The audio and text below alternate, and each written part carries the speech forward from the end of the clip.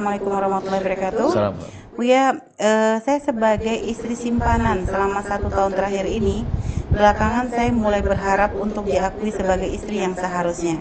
Karena kami menikah diketahui seluruh anggota keluarga saya, tapi tidak diketahui oleh keluarga suami, kerabat, dan teman-temannya. Apakah saya berhak menuntut untuk diakui sebagai istri dan diperkenalkan ke seluruh keluarga suami? Sementara suami tetap berkeras belum siap bicara ke istri pertama dan keluarganya. Ketika saya menuntut, suami mengancam akan meninggalkan saya.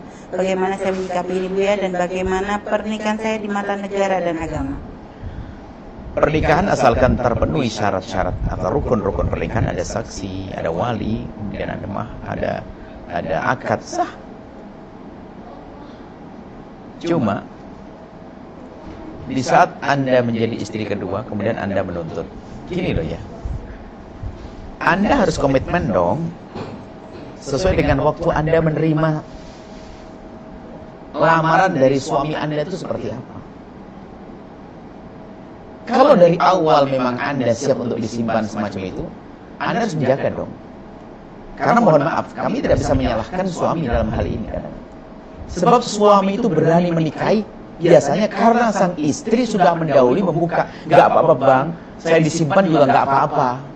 Sementara sang suami laki-laki mempunyai hajat untuk syahwat.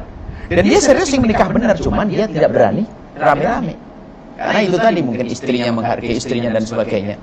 Lalu dia menikah. Dan dia tidak akan melangkah kecuali karena biasanya ada sinyal dari perempuan. Perempuan mengatakan, nggak apa bang, saya sebulan sekali datang, setahun sekali, yang penting halal tok. Wah, begitu. Kalau sudah berani ngomong begitu, suami akhirnya menjadi maju. Setelah itu Anda menuntut, kan jadi problem pada akhirnya. Jadi Anda harus sering dengan komitmen Anda. Yang pertama itu seperti apa? Jika ternyata suatu ketika kok menjadi dibuka, itu bonus bagi Anda. Kalau Anda nggak mau, ya jangan mau dengan dia. Kan ada pilihan yang lain. Itu kadang-kadang istri sudah terlanjur komitmen semacam itu. Kemudian setelah itu menuntut, akan jadi masalah dong pada akhirnya. Sehingga suami berkata, aku nggak kuat, nggak mampu. Kalau nggak aku tinggalkan. Karena apa? Dia punya pertimbangan banyak di sana. Nah ini, maka kami sampaikan kepada para wanita. Anda jangan mau dong jadi istri simpanan. Ini nasihat kan. Kok mau jadi istri simpanan? Ya. Kan terang-terangan dari awal. Anda jangan mau jadi istri simpanan. Ibaratnya begitu.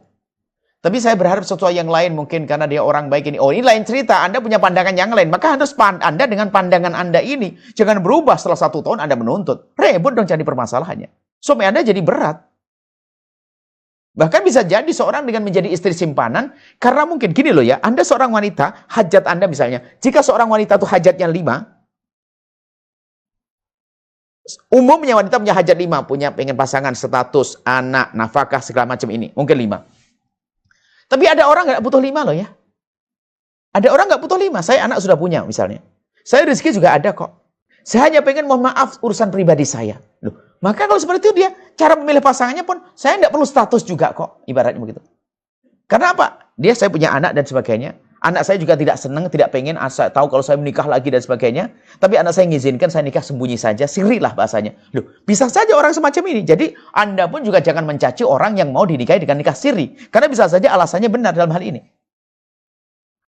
Karena alasannya bisa saja seorang ibu janda, memang anaknya pada ngomong, Umi, saya malu kalau Umi kelihatan nikah lagi. Umi nikah tapi diam-diam saja. Bisa. Ada yang ada ke saya itu. Izinkan nikah. Ini haknya dia. Maka jangan pandang ibu selamanya sebagai ibu, tapi pandang dia sebagai seorang wanita yang punya hajat.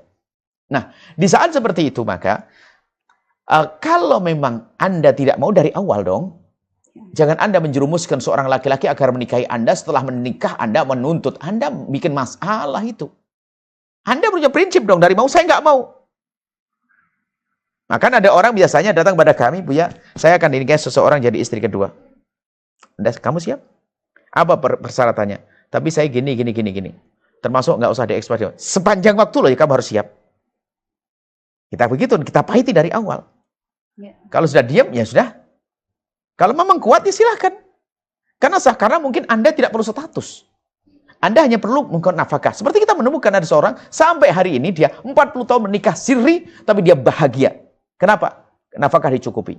Dia tidak punya anak dengan suami sekarang, dan ternyata suaminya itu membiayai anak-anaknya sekolah sampai selesai. Loh, kan tidak melanggar syariat, hanya hukum negara saja yang perlu diperhatikan. Maka hukum negara itu penting untuk melindungi hak istri, urus waris dan sebagainya. Cuman kalau bicara tentang kehalalan sah. Jadi himbauan kami kepada Anda, kepada istri yang kedua, Anda tidak perlu menuntut. Anda tidak perlu menuntut. Karena apa? Suami Anda berani menerima Anda, menikah dengan Anda karena sesuai dengan perjanjian Anda. Dan jika dari awal suami dengan seperti itu, dia bukan dianggap tidak adil ya. Karena memang dia memberikan kepada sang istri begini, saya hanya mampu menikahimu dengan cara semacam ini. Kenapa? Aku tidak bisa lebih karena ada banyak hal yang harus aku pertimbangkan. Loh, istri kan bisa saja tinggal menolak, kenapa nerima, kan gitu. Ya. Kalau menerima sementara dia punya harapan yang lain, berarti menjerumuskan dong. Seperti itu. Kemudian lebih dari itu saya sampaikan, kalau Anda dinikahi siri oleh seseorang, Anda harus siap. Karena apa? Dalam menikah kadang itu cinta semakin tumbuh.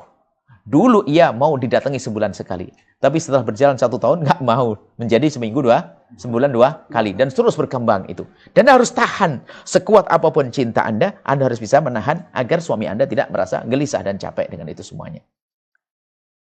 Kemudian kepada para suami, cuma juga berusahalah untuk memuliakan pasangan. Biarpun itu istri kedua misalnya. Tapi ingat, memang bicara poligami ini adalah harus kita bicara dari berbagai sisi. Kita harus bicarakan suami agar tidak adil. Istri pertama bagaimana menyikapinya. Istri kedua seperti apa. Supaya tidak adil. Karena ini adalah urusan hati. Bisa menjadi sebab permusuhan ya. Kalau tidak hati-hati dan waspada. Kemudian bagi yang sudah terjadi atau belum terjadi beda. Kalau ada orang bertanya kepada kami dan dia belum menikah lagi, mungkin nasihat saya beda. Tapi kalau sudah terjadi ada nasihat yang berbeda. Karena apa? Selagi itu halal harus ada solusinya. Jangan langsung, wah gara-gara kamu nikah lagi. Udah, nah, kita kenapa menyalahkan sesuatu yang halal? Tapi yang belum menikah nasihatnya hati-hati. Menikah itu nggak gampang loh ya. Menikah 2, nafkah, pendidikan, segala macam. Maksudnya apa? Selagi Anda melangkah seperti poligami, maka Anda harus bisa mewakili bahasanya itu adalah pernikahan yang benar-benar diridhoi. Tidak ada kedoliman di balik itu semuanya. Harus waspada. Jangan sampai dicoreng gara-gara perilaku Anda. Ini saja, Masya Allah. Baik, ya, Masya Allah, Bu, ya. Terima kasih atas jawaban-jawabannya. Dan semoga apa yang disampaikan dari awal sampai akhir bisa menjadi pencerahan bagi para sahabat semua yang mengikuti acara Talkshow ini. Setelah Anda menyaksikan video ini, jangan lupa berselawat kepada baginda Nabi Muhammad sallallahu alaihi wa alihi wa sahbihi wasallam.